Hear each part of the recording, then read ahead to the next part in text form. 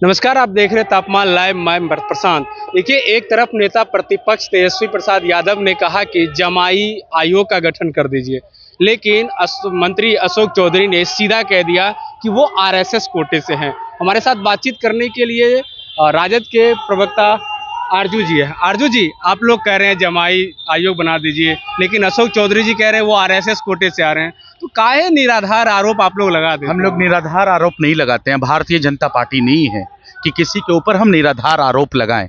ये बताइए, आयोग का गठन होता है, उस आयोग के गठन में रामविलास पासवान जी के दामाद होते हैं, चयनित होते हैं। सम्राट चौधरी अशोक चौधरी के दामाद चयनित होते हैं। जीतन राम मांझी जी के दामाद चयनित होते हैं। इसलिए हम कहते हैं कि जमाई आयोग का आपने गठन किया है, आप कर दीजिए ना। क्या परेशानी है? बिहार के 14 करोड़ आबादी में कोई और आपको नहीं दिखा काबिल चेहरा जो बेहतर है, प्रतिभाशाली हो, प्रतिभावान हो? हम सवाल ये करते हैं, हम बिहारियों के लिए सवाल करते हैं, नहीं होना चाहिए क्या जमाई आयोग का गठन? आपको सुप्रीम कोर्ट का निकला हुआ है, देख लीजिए। जनता दल यूनाइटेड के जो विंग के जो अध्यक्ष हैं, वर्किंग कमेटी के जो अध्यक्ष हैं, उनकी 2 बेटियों को सेलेक्ट कर लिया गया है। क्या करेंगे वो लोग? सचिवालय बर्बाद किया, मंत्रालय बर्बाद किया, अब क्या न्यायालय भी बर्बाद करने वाले हैं क्या ये लोग? इसलिए हम सवाल उठाते हैं। और ये डीके बॉस दीपक कुमार की पत्नी, क्या जरूरत थी उनकी पत्नी को चयनित करवाने का? और सबसे बड़ी चीज तो ये है कि उनकी पत्नी चयनित होती हैं, अपने पति का नाम हटा देती हैं, पिता का नाम लिखती हैं, अपने झूठ को छिपाने के लिए इतना बड़ा कुकृत्य करती हैं वो। तो हम तो सवाल उठाएंगे। हम विपक्ष में हैं, विपक्ष प्रहरी होता है। 14 करोड़ बिहार प्रदेश की आवाम के लिए हम बात करेंगे। हम कहेंगे कि एक जमाई आयोग का गठन होना चाहिए। और यही नहीं, हम तो ये भी सवाल कर रहे हैं कि जितने लोग हैं जो सरकार चला रहे हैं, सत्ता पक्ष में लोग हैं, वो ये बताएं कि किन किन लोगों ने अपने बहू, बेटी और दामाद को सेटल किया है सरकारी नौकरियों में, उसका एक डेटा निकाल दें। और कितने लोग हैं जिनके बच्चे जो एनडीए समर्थित सरकार में है, बिहार की शिक्षा व्यवस्था को खराब करके वो विदेशों में पढ़ाई कर रहे हैं। लेकिन ये वाजिब सवाल है। एक चीज आप भूल रहे हैं, सायन कुणाल जी, किशोर कुणाल जी के पुत्र हैं। ये भी तो आपको ख्याल रखना चाहिए। मुझे एकदम ख्याल रखना चाहिए, लेकिन मुझे सवाल मैं करता हूं अशोक चौधरी जी से। अशोक चौधरी के पिताजी कांग्रेसी, अशोक चौधरी जनता दल यूनाइटेड, उनकी बेटी लोजपा, और उनके जो दामाद हैं वो आरएसएस कोटे से। देश में ये आरएसएस कोटा क्या होता है साहब? जरा मुझे आप बताइए। ये आरएसएस कोटिया कब से हो गया? एक राजनीतिक पार्टियां हो गई कि उसकी वो हिस्सेदारी और उसका कोटा होता है।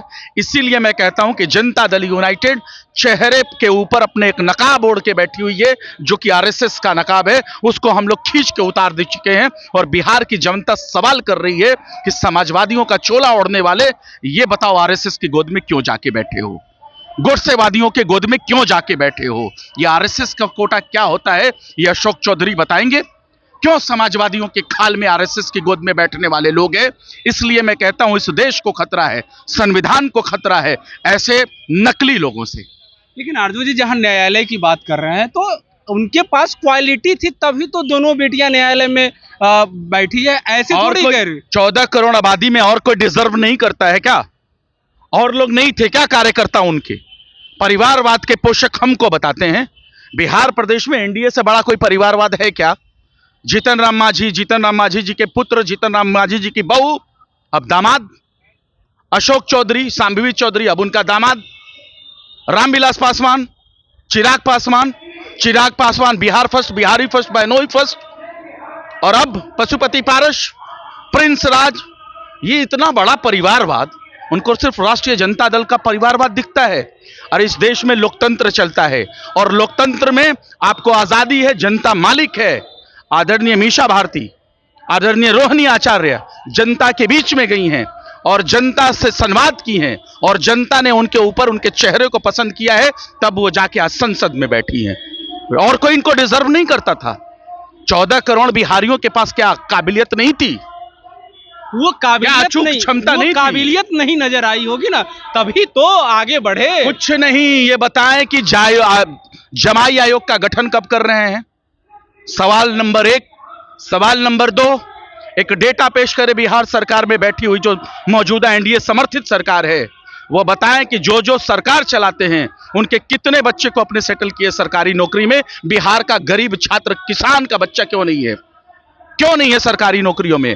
और यह भी बताएं कि बिहार की शिक्षा व्यवस्था खराब करने वाले लोग ये बताएं कि उनके कितने बच्चे सरकार विदेशों में पढ़ते हैं। हम इसका डेटा मांगते हैं। क्यों परेशान हैं, डरते क्यों हैं, सांच को आज क्यों, निकालिए डेटा।